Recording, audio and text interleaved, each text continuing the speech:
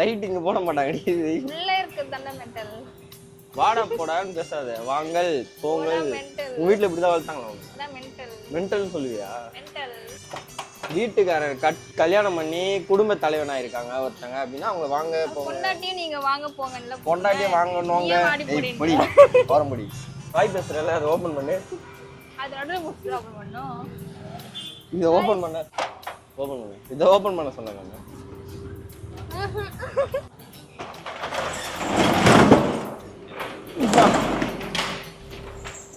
Board நம்ம பேர்ல board வைக்கணும்னா எவ்வளவு காஸ்ட் ஆகும்னு நினைக்கிறேன்? 10,000. அதுல ரேவா ரிவ்ஸ்க்கு 6 மட்டும் தருவாங்க. நான் உங்களுக்கு 15 நாள் டைம் தரேன். அவர் சொல்லியே 10 days ஆயிடுச்சு.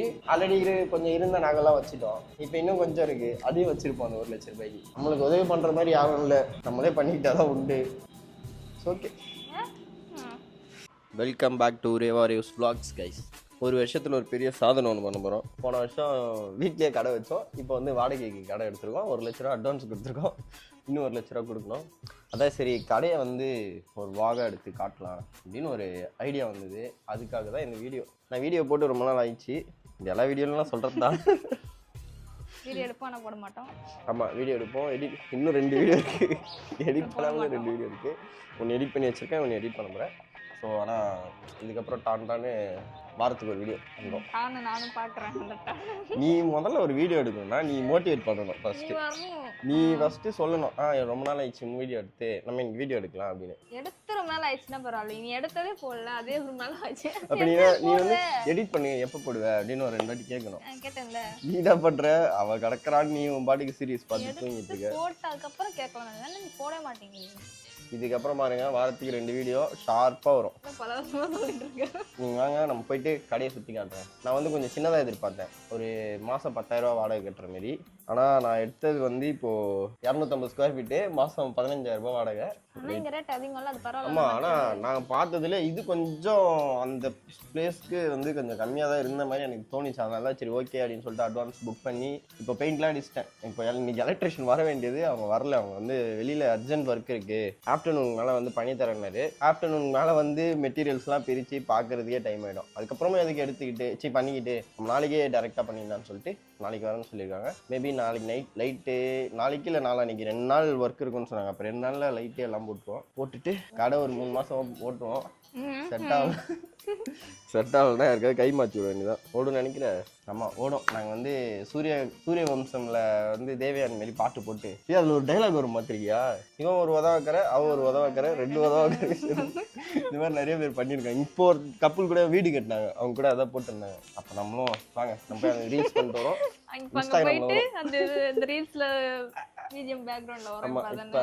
அந்த ரீல்ஸ் தான் பண்ண போறாங்க. போறோம், அந்த ரீல்ஸ் பண்றோம், இன்ஸ்டாகிராம்ல போஸ்ட் பண்றோம். அடுத்த வாரம் நம்ம போஸ்ட் பண்ணா ட்ரெண்டே ஆக மாட்டேங்குது. நம்ம எது ட்ரெண்ட் ஆகும்னு நினைக்கிறோமோ அது 5,000 வியூஸ்ல நிக்குது. இதை ட்ரெண்ட் பண்றோம் கைஸ். இல்லை நானே 1 லட்சம் பேருக்கு ஷேர் பண்றேன். எல்லாருக்கும் பாருங்க எத்தனை பேருக்கு ஷேர் ஆகுது. வாங்க நம்ம போய் கடையை பார்த்துட்டு வரோம் கைஸ். போய் வாயா, வெல்கம்.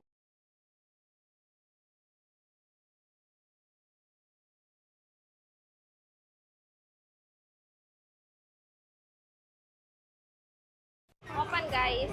நேத்து தான் பெயிண்ட் அடிச்சேன். இந்த கலர் தான் சொன்னேன். இந்த கலர் தான் உள்ள அடிக்க போறேன். நல்லா இருக்கா இல்லையா இந்த கலர்? லைட் போட்டா தான் தெரியும் நல்லா இருக்கு. லைட் இங்க போட மாட்டாங்க.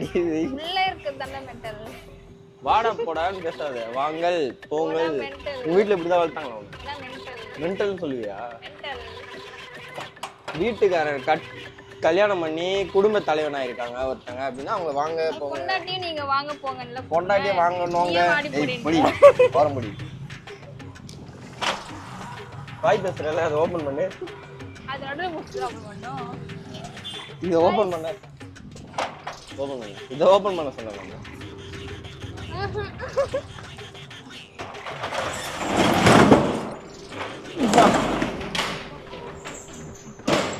அவ்வளோ ஐடி எட்டவே எட்டாது எனக்கு.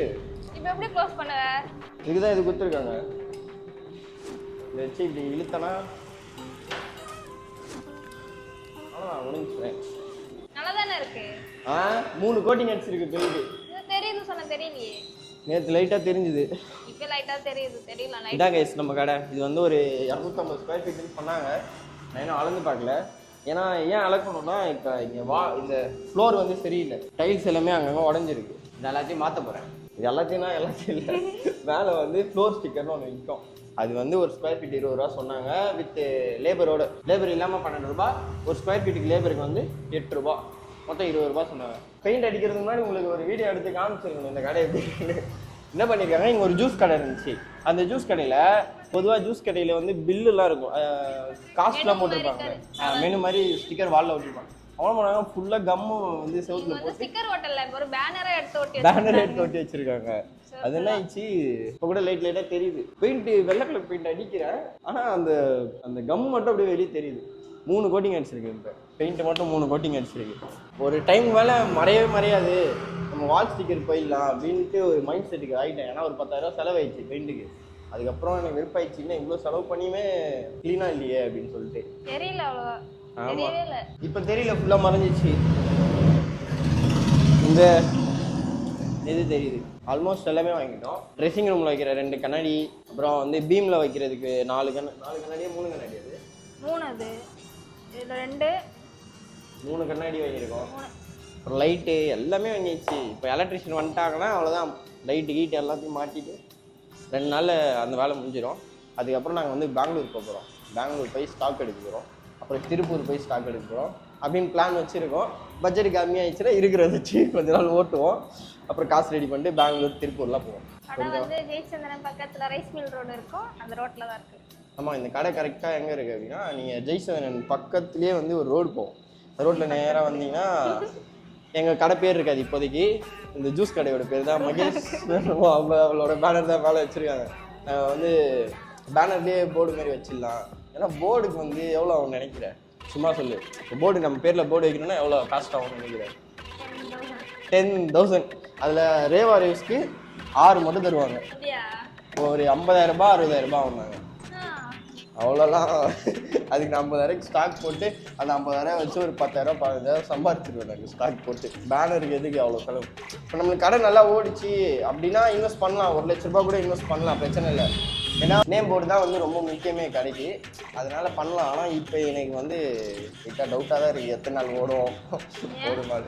நம்ம ஷாப் ஓப்பன் பண்ணுறதுக்கு இன்னும் ஒரு 20 டேஸ்லாம் ஆகாது. 20 டேஸ்லாம் ஆச்சுன்னா அவங்க வாடகை போடுவாங்க. அவங்க என்ன சொன்னாங்க, அவங்கள்ட்ட வாடகை எப்போலேருந்து கவுண்ட் பண்ணுவீங்க அப்படின்னு கேட்டதுக்கு அவங்க என்ன சொன்னாங்கன்னா, நீங்கள் கடையை ஸ்டார்ட் பண்ணிவிட்டு அதுக்கப்புறம் வாடகை கொடுங்க. அதாவது என்னைக்கு கடை ஓப்பன் பண்ணுறோமோ அன்னையிலேருந்து டேஸ் கணக்கு அப்படின்னு சொன்னாங்க.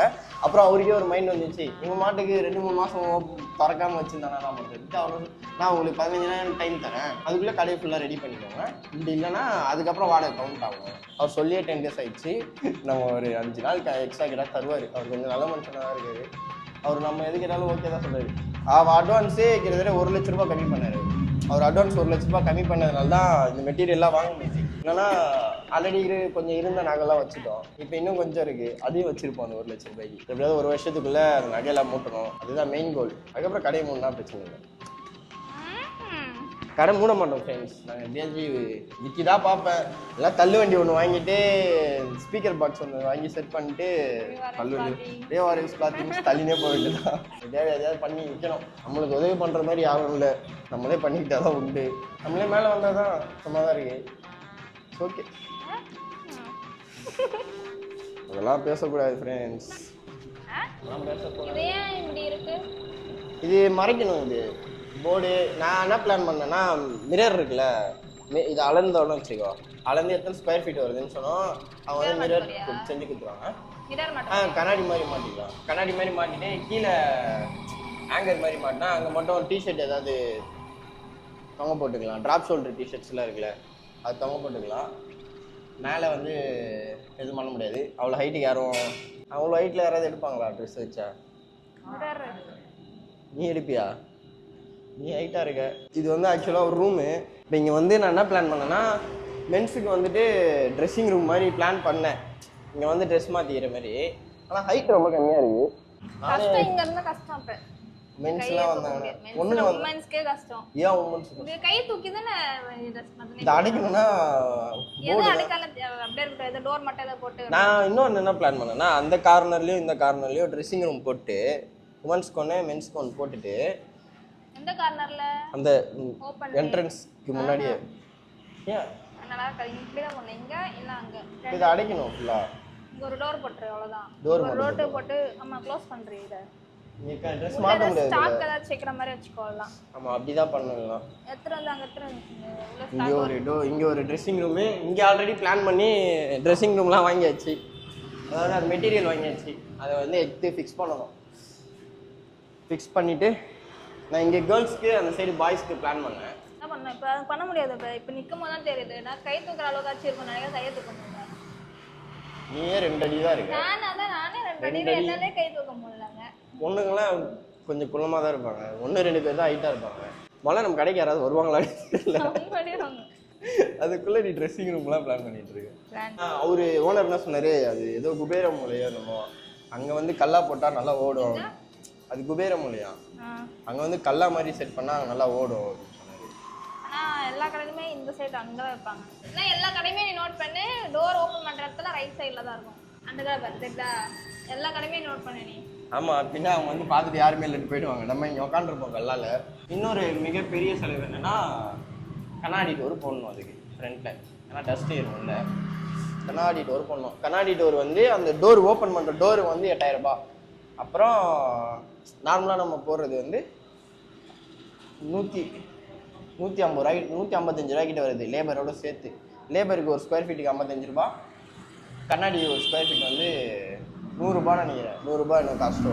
மொத்தம் அது வந்துடும் ஒரு 20,000 ரூபாய் 25,000 ரூபாய் வந்துடும். இன்னும் ஒரு 1 லட்ச ரூபா செலவு இருக்குது. ஆல்ரெடி ஒரு 3 லட்ச ரூபா காலி ஆகிடுச்சு. இன்னும் ஒரு 1 லட்ச ரூபா இருக்குது. அதுக்கப்புறம் ஸ்டாக் போகிறதுக்கு ஒரு 1 லட்ச ரூபாய். இவ்வளோ கடன் வாங்குறோம்ல, ஜாலியாக வாங்கும்போது ஜாலியாக இருக்கும். ஃப்ரெண்ட்ஸ் கட்டும் போது தான் கடுப்பாக இருக்கும். எனக்கு என்ன ஒரு நம்பிக்கை என்னன்னா, தெரிஞ்சவங்க கிட்டே நாங்கள் 1 பைசா கூட வாங்கலை. அது வரைக்கும் கொஞ்சம் சந்தோஷம் தான். ஏன்னா எல்லாமே பேக்கில் தான் வாங்கியிருக்கோம். தெரிஞ்சவங்கிட்ட வாங்கினா நாளைக்கு வந்து சொல்லுவானுங்க, நாங்கள் தானே காசு கொடுத்தோம், நாங்கள் நீ காசு கொடுக்கல, நீ கடையை வச்சிருக்கோம் சொல்லுவாங்க. அதனால் தெரிஞ்சவங்க யாராவது காசு கொடுக்குறேன்னு சொன்னாலும் வேணாம். ஆல்ரெடி நிறைய இருக்குது. நம்ம வந்து டீசெண்டாக பேங்க்லேயே வாங்கிக்கலாம். ஏன்னா அவனுக்கு எனக்கு எந்த உறவுமே இல்லை. அவன் நாளைக்கு வந்து சொல்லி காட்ட போகிறதும் இல்லை. நான் கரெக்டாக அவனுக்கு லோன் கேட்டேன்னா அவன் 3 தருவான். அதனால் இப்போ நீ போயிட்டு யாருக்கிட்டையாச்சும் உங்கள் சொந்தக்காரங்க போயிட்டு இருக்கிற நகையெல்லாம் வச்சு தான் பண்ணுறோம் சார். நகையை ரொம்ப வச்ச நீ கேட்டுதான் நானே கொடுத்துருப்பேனே அப்படின்னு சொல்லுவாங்க. அப்படி கூட சொல்ல மாட்டாங்க, தெரியுமா? எங்கள் சொந்தக்காரங்க அது கூட சொல்ல மாட்டாங்க. எங்கள் சொந்தக்காரங்களும் சொல்ல மாட்டாங்கன்னு நினைக்கிறேன். எங்கள் அப்பா உடம்பு சரியில்லை. உடம்பு சரியாமாச்சுல அப்போ கேட்டாங்க, எப்படி காசு ரெடி பண்ணீங்க அப்படின்னு. அப்போ எனக்கு கல்யாணம் வந்தது அப்புறம் நான் எடுத்தாங்கல்ல, இவளுக்கு அடுத்த கல்யாணத்துக்கு எடுத்து லோனில் தான் செலவு பண்ணுறோம் அப்படிங்கிறது. ஒரு வாரத்தை கூட யாருமே வந்துட்டு என்கிட்ட கேட்டிருக்கலாம்ல, நான் கொடுத்த போல அப்படின்னு சொல்லவே இல்லை. பேச்சு கேட்பாங்க போது அது கூட கேட்கல. கல்யாணத்துக்கு வச்சு செலவு எதுக்கு பண்ணுறீங்க, நாங்கள் தரோன்னு சொல்லி யாருமே கேட்கல. அதுதான் சொந்தக்காரங்க. எல்லாத்தையுமே பிச்சினேன். புதுசாக அப்படியே ஸ்க்ராட்ச்லேருந்து ஆரம்பிக்கிறேன். உண்மையாக தான் ஒயரில் எல்லாத்தையுமே ஏற்றுட்டேன். எல்லாத்தையும் ஸ்க்ராட்ச்லேருந்து ஸ்டார்ட் பண்ணேன். டே 1 புதுசாக ஸ்டார்ட் பண்ணுறேன்டா ஸ்க்ராட்ச்லேருந்து. அவ்வளோதான். அவ்வளோதான். வேறு ஏதாவது இருக்கா நம்ம கடையை பற்றி சொல்கிறதுக்கு? இன்னும் ஒரு 10 நாள் ஓப்பன் பண்ணுறோன்னு நினைக்கிறேன். நான் வந்து இந்த வீடியோ போட்டு ஓப்பன் என்னைக்கு அப்படின்னு சொல்லிட்டு இன்னொரு வீடியோ சொல்கிறேன். நீங்கள் சென்னையில் இருந்தீங்க, உங்களால் முடிஞ்சால் நீங்கள் வரலாம். உங்களால் முடிஞ்சால் வரலாம். பர்ச்சேஸ் பண்ணணும்னு இன்ட்ரெஸ்ட் தான் பர்ச்சேஸ் பண்ணிக்கலாம், பிரச்சனையே இல்லை. ஆன்லைன் சேலும் பண்ணுவோம். ஆமாம், ஆன்லைன்லேயும் நாங்கள் சேல் பண்ணுவோம். உங்களால் பர்ச்சேஸ் பண்ண முடியலன்னா பிரச்சனை இல்லை, நகை தானே போயிட்டு நான் கடையை மட்டும் ஜாலியாக வீட்டில் பற்றி தூங்கிட்டு இருப்போம். ஏசி போடுவோமான்னு தான் தெரில. ஃபோன் நிற்க முடியாதுல்ல, துணி நிறைய வந்துச்சுன்னா இன்னும். ஒரு கடை ஒன்று காலி பண்ணாங்க கைஸ். காலி பண்ண இடத்துல போய் ஏசிலாம் கேட்டேன். ஏசிலாம் கேட்டு ஒரு தரேன்னு சொல்லிட்டாரு. செகண்ட் ஹேண்டில் தரேன்னு சொல்லிட்டாரு. லாஸ்ட்டில் பார்த்தா அந்த அவர் காலி பண்ணார்ல அந்த கடை ஓனரே அவர்கிட்ட ஏசி வாங்கிக்கிறாரு. இதனால் 2 ஏசி 25,000 ரூபாய்க்கு செம்மையாக வாங்கியிருப்பேன். செம்மையாக இருந்தது. 1.5 டன் ஏசி பேசிட்டு வந்தேன், ஜாலியாக வந்தேன். இப்போ நினைப்பாரு என்ன மண்டையில மிளகா அரைக்கலான்னு பார்த்துருந்தீங்க அப்படின்னு யோசிச்சுட்டு இருப்பேன். மிளகாலாம் அரைக்கலையா? அவரு சொன்ன ரேட்டுக்கு தான் நான் கேட்டேன். அவர் இப்போ 50,000 கேட்டு நான் 25,000 கேட்டால் தான் தப்பு. அவர் அந்த ரேட்டு தான் சொன்னார். அவர் சொன்னார், எனக்கு ஓகேவா இருந்துச்சு. நான் மிளகா அரைக்கலையே. நான் போய் நானாக தான் போய் கேட்டேன். ஆனால் ப்ரைஸ்லாம் நான் சொன்னேன் எவ்வளோ. அவர்கிட்ட கேட்டேன் எவ்வளோக்கிட்டு. அவர் 28 என்னமோ சொன்னார். நான் ஒரு 3,000 கம் பண்ணிக்கிறேன், அவ்வளோதான். நான் என்னமோ ஏமா அவர்லாம் நினைக்க மாட்டாரு. நான் சொன்னது கம்மியாக கிடைக்குதுன்னு சந்தோஷப்பட்டேன்னு சொன்னேன். ஓகேடா, முடிச்சிருவா கைஸ். சந்தோஷமா இருங்க. போய் நம்ம நெக்ஸ்ட் வீடியோவில் பார்க்கலாம். பாய்.